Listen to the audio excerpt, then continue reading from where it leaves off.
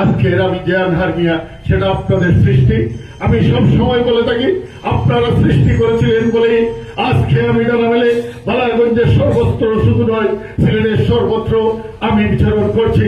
আমি 2021 সালের 27 এপ্রিল যুক্তরাজ্য বিএনপির সভাপতি এম মালেকের দক্ষিণ সুরমার বাড়িতে হামলার ঘটনায় দায়ের করা মামলার আসামি হলেন বালাগঞ্জ উপজেলা আওয়ামী লীগের সাধারণ সম্পাদক আনহার মিয়া ও যুগ্ম সাধারণ সম্পাদক জুরেদ মিয়া।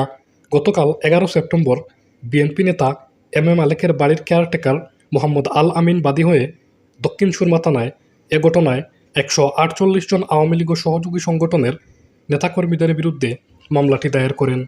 মামলার 70 নম্বর ক্রমিকে আসামি করা হয়েছে বালাগঞ্জের সাবেক উপজেলা চেয়ারম্যান আনহার মিয়াকে এবং 73 নম্বর ক্রমিকে আসামি করা হয়েছে উপজেলা আওয়ামী লীগের যুগ্ম সাধারণ সম্পাদক জুনেদ মিয়াকে।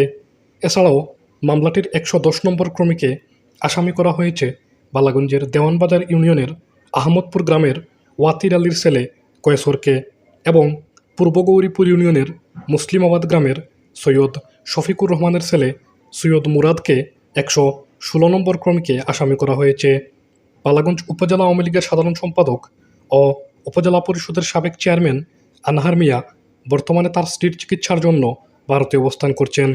তিনি জানিয়েছেন, এ ঘটনার ব্যাপারে আদৌ তিনি কিছু জানেন না। এ ঘটনায় ন্যূনতম তার কোনো সম্পৃক্ততা নেই বলেও তিনি দাবি করেন।